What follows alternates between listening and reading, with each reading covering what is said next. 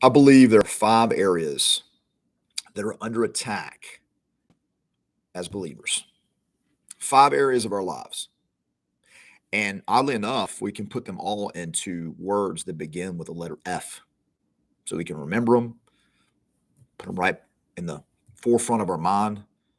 We can stay focused on what to defend, what to harden, what to strengthen, to push forward in our lives.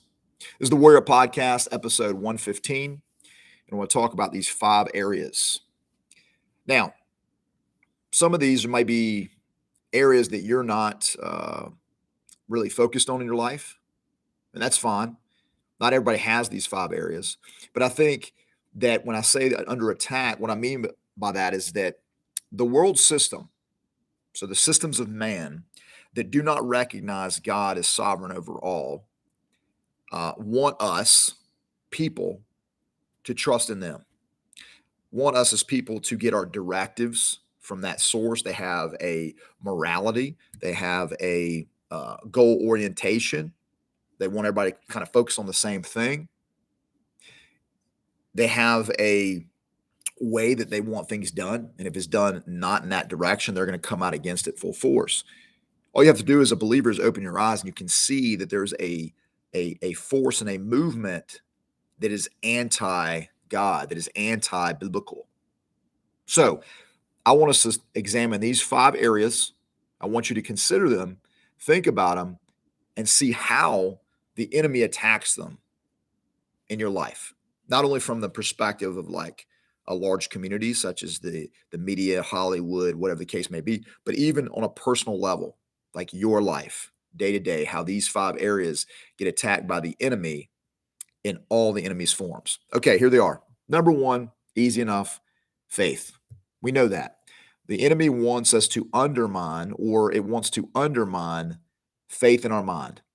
Who God is, what God's about, what he says he's about, how he says he wants things done. They want to undermine that. They want to put doubt on it. They want to cast doubt. That started from the very beginning, continues to this day, that it's all relative. There is no absolute truth to anything, because if there's no absolute truth, there's no absolute truth giver. So number 1 is faith. That one's obvious to me, very obvious. Number 2 is going to be family. See, the world, the enemy has to attack what it means to be a part of a family and fellowship, right? In order to do that, then now we're open and susceptible to the most basic, functional, foundational thing in our lives, because everything comes down to the family unit, who you are and how you relate to each other. First in your family and then in your community, which is nothing but what? A connection of a bunch of families together. So number 2 is family. Your identity, who's the father, who's the mother, who's the children, what their roles are, what their the duties, responsibilities. So number 2 is family. Number 3 is going to be our fortune, right? Our finances, how we make money, what that money should go to, how much money you should make. See, they want to be the ones that hand out the gold. They want to be the ones that control the purse strings. There's an old saying, he who has the gold makes the rules, right? So they want to be the one to hand that out. You can see that. Just open your eyes. There's a movement now to where there's one place that all the money comes from, and it's like you got to come like a pauper with your hands out to receive it. We want to regulate how you make money. See, the Bible's very clear that how we make money comes from the Lord, and so it's us in fellowship with him, partnership with him, how he puts a calling on our heart, how he puts a talent in our heart, that we become an artisan in certain ways, and that's a blessing from the Lord. We all have this functionality that we can do to make money. So number 3 is your finances.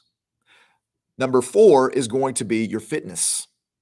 You know, how you relate in your own body, what you want to put in it, what you don't want to put in it, how things get done, what you can and can't do to develop that, how they want you to come to them in order to receive well-being, health, regulate what foods you can eat, how you can obtain that food.